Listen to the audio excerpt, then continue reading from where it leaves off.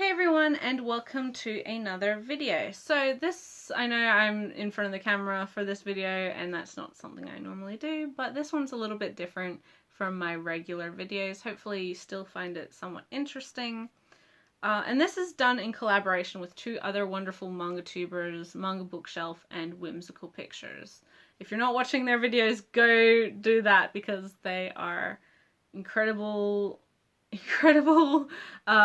incredibly knowledgeable about manga, even more so than, I mean, I don't regard myself as incredibly knowledgeable about manga, but their knowledge of certain things just leaves me in awe. So yes, definitely go watch their videos. And this collaboration is actually something we've been planning for a couple weeks, and something that was inspired or spurred on by a Twitter conversation the three of us had several weeks ago. It's probably long buried now. Let's hope, maybe, I don't know.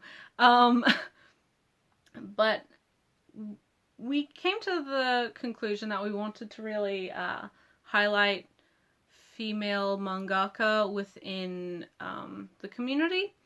So, this first video, we're all doing our top 5 female mangaka who write shonen or seinen. None of these lists are comprehensive, and all of them are different. So if there's a certain author that you're surprised isn't on my list, may be on one of their lists, just because we didn't want there to be any repetition. Because, I mean, although it's like our top 5, if you repeat, not to say that our tastes are 100% the same, but you don't want to get repetitive, because we do have sort of similar tastes. We don't want the same 5 authors again and again and again. That just really defeats the purpose. This is mainly to sort of acknowledge and give some recognition to authors who people may not be aware that are female. And for, at least in my case, this isn't trying to be like any sort of put down. It's not an attack on anyone's lack of knowledge of anything. I think it's just more of an interesting thing. For me, at least personally, whenever I enjoy someone's story, I want to know a bit more about them. So yes, but I find that some people just sort of assume that things are written by men if it's not completely obvious to it being a female author's name or something like that. I think there's definitely an assumption that shonen automatically is written by men if it's not obvious. So yeah, like I said, it's not an attack on anybody. I just hope that this is somewhat informative to you guys. I certainly learnt quite a few whilst we were compiling all of our knowledge of female shonen and seinen mangaka. I learnt quite a few, and I'm quite excited about some of them. So, none of them are on that particular list, but I will be mentioning at least one of them. So yes, I will just get straight to the stack of 5 that I have, and number 5 is one that it's a series that I know a lot of people enjoy a lot, at least those who are reading it, but I know that some people don't really know very much about the authors. There's 2 in this case, and that is Adachi Toka, who write and illustrate Noragami. Adachi Toka is a 2-woman team of artists. One does character art, and then the other does background and other art.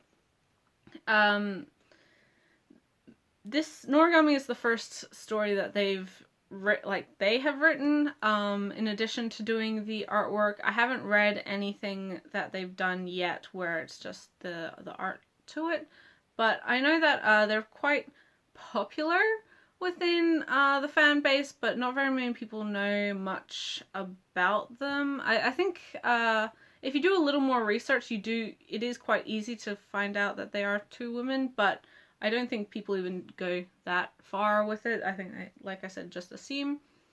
But yeah, Noragami is a very fun series. It develops incredibly well over its expanse. And yeah, I hope to read another series that they write once Noragami's done, or, you know, if they start another serialization, because they have some very good ideas. And yeah, have a great sort of sense of pacing and that sort of thing. So yeah, that's my number 5. I think also with the Dachitoka, sort of like with my next entry, because it's a pen name or pseudonym, people sort of just don't really look into it very much. But I think more people are aware that this series is written by a woman, and that is Gangsta by Kosuke. Again, and I think this is her only series that she's done, maybe just her first in English, I'm not sure. But I think this one is something that the setting can be misleading, because it's a very gritty, dark, like dirty almost, seinen. Similarly to Kyu Hashida's work Dohedoro, it's not necessarily obvious that a woman is writing them, and I'm not just trying to say that women can't write those sorts of stories, obviously, because I'm making the point that they can.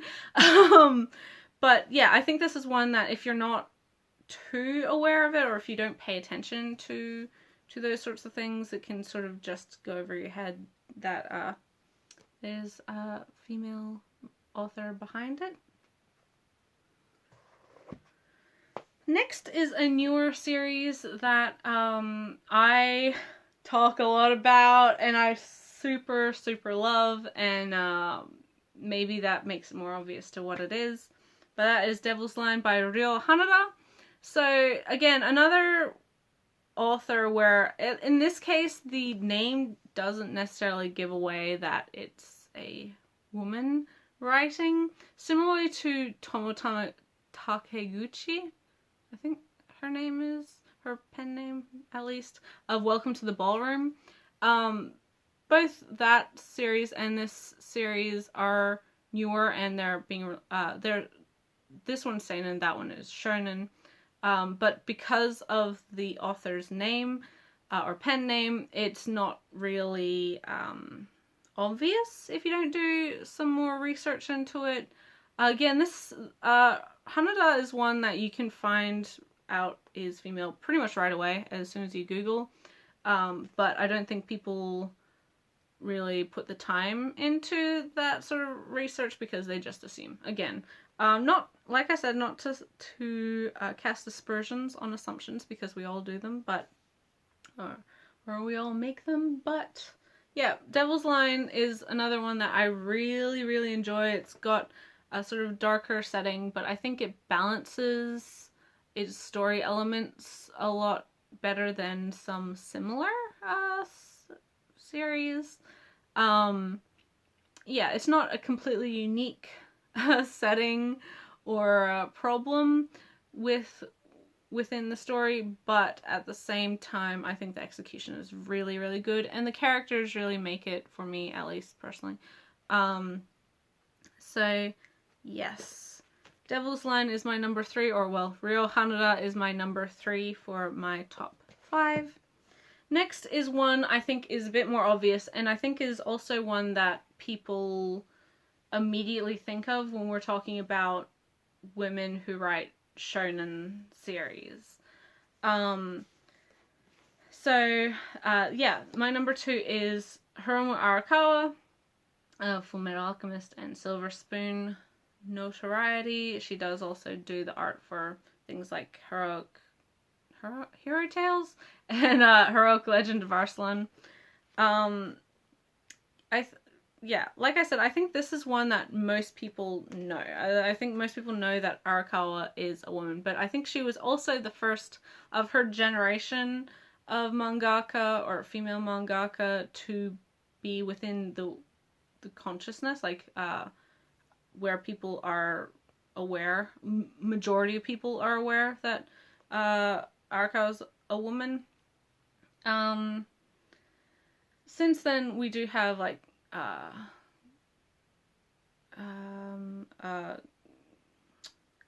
Hoshino. Jeez, name just flew away from me there. Katsura Hoshino and Kazuo Kato, so from D. Gray Man and Blue Exorcist, respectively, who are sort of more direct shonen authors who are women. I think most people know those two as well. But I think Arakawa really showed that you can write a adventure, like a male adventure series with fighting and that sort of stuff, and be like a very popular series. Because I think a lot of people think like women writing shonen, they think of like Jun Mochizuki or Yana Tobosu, or if they even regard that as shonen. I mean, those two are sort of more into, like, their style is very feminine, and it's more obvious that they have a female and like proclivities, should I say. But Arakawa, Kato, Hoshino are very much like the shonen standard. Like, we have a plucky young boy who goes on an adventure and saves the world, basically. As for me, I adore Fullmetal Alchemist. I think I talk about it a lot, so that should be no surprise to any of you if you watched my videos in the past. Yeah, it's a phenomenal series, and I greatly urge everyone to at least try it. It's definitely one that I think most people can get into. And yes, and so that was my number 2. My number 1 is, again, another author I talk about a lot. And this isn't necessarily that people aren't aware she's a woman, but more so they're not aware that what she writes is seinen, which I think is another issue that a lot of people make, or it's an issue within the community, in that if something is written by a woman, or like a more mature story is written by a woman, or if it has a female main character, then it's automatically a josei or a shoujo. Which really, that's not how that sort of thing works. Seinen is a huge demographic. We have everything from Cheese Sweet Home, which is the adventures of an adorable little kitten, to Old Boy, which is the classic story of revenge. So there's everything you can think of in there. But in saying that, people don't really think of seinen as anything outside of, yeah, older man doing something. Things like Planetes, Monster, those sorts of, like, very gritty and realistic and punching, but we're men in our late 20s, 30s, 40s, whatever. Like, it's much more a man sort of thing, which is not true. That's totally inaccurate. So, in saying that, my number 1 is Kaoru Mori, who writes A Bride Story, as you can see, as well as Emma. And both of these stories, I think, if you're familiar with the differences between seinen and josei, are very, very, very obviously seinen. And I don't like to say that demographics is everything, but compared to what is a typical josei, Emma and A Bride Story don't really fit into those, like what you would expect from a josei series. Just because, and I think it's disingenuous, like I said, to think that a woman who writes a story with a main character who's a female has to be writing it for women, or for a woman's magazine, should I say. Yeah.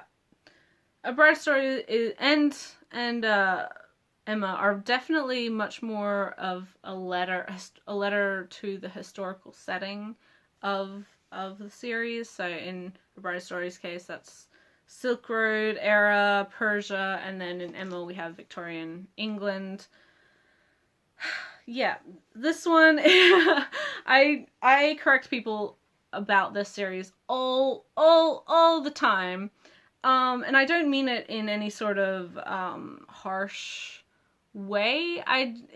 It's just, I think, important for people to know the difference. And I mean, Maury's an incredibly accomplished seinen writer, and I don't think it's fair to think otherwise, because just because she's a woman, basically, is my issue with the people's assumptions on that. People ask me for josei recommendations all the time, and I am happy to give those. I have plenty.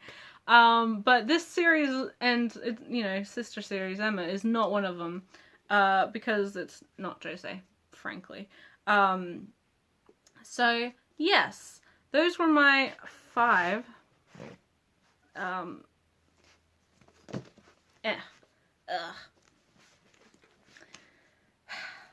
Like I said, this is not a comprehensive list. There are definitely some authors I would put onto a list if it was just me doing it, but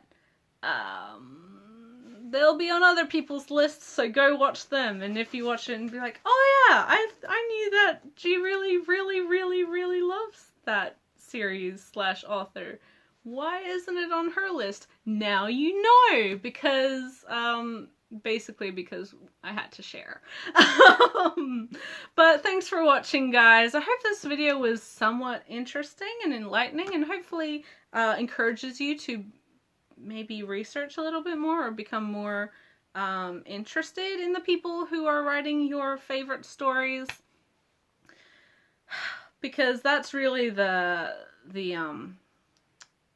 aim with this. Like, I'm not trying to attack anybody. I'm not trying to say that female writers are better than male writers, because that's just not true. But I do think it is important to acknowledge the hardworking women in the industry, especially in an industry or from a culture that isn't necessarily all that equal opportunity for women.